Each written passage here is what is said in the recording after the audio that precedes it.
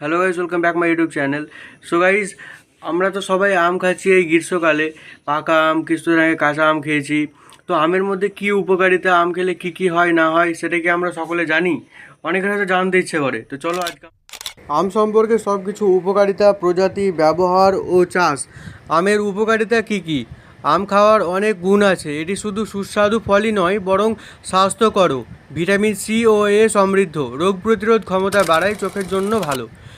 Antioxidant, শরীরকে toxin মুক্ত রাখতে সাহায্য করে। হজমে সহায়ক, ফাইবার থাকার কারণে পেট পরিষ্কার রাখে। ত্বকের জন্য ভালো, ত্বক উজ্জ্বল ও মসৃণ রাখে। রক্ত পরিষ্কার করে, লিভারের কাজ ভালো রাখে। শরীরে শক্তি যোগায়, গরমকালে ক্লান্তি দূর করতে দারুণ ফলদায়ক। আম খেলে কি হয়? পেট ঠান্ডা থাকে, রোগ প্রতিরোধ ক্ষমতা বাড়ে, ক্ষুধা বাড়ায়, শক্তি দেয়। অতিরিক্ত খেলে ডায়াবেটিস রোগীদের জন্য ক্ষতিকর হতে পারে।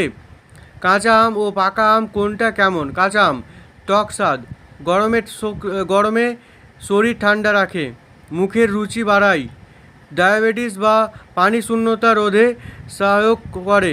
পাকা আম মিষ্টি স্বাদ, শক্তি দেয়, পুষ্টিগুণে ভরপুর, ত্বক ও চোখের জন্য উপকারী।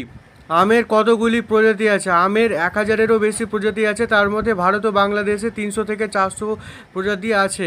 তার মধ্যে কিছু উল্লেখযোগ্য হলো জনপ্রিয় হিমসাগর, ল্যাংড়া, গোপালভোগ, আম্রপালি, তারপরে ফজলি, আশ্বিনা। আম কোথায় কোথায় পাওয়া যায়?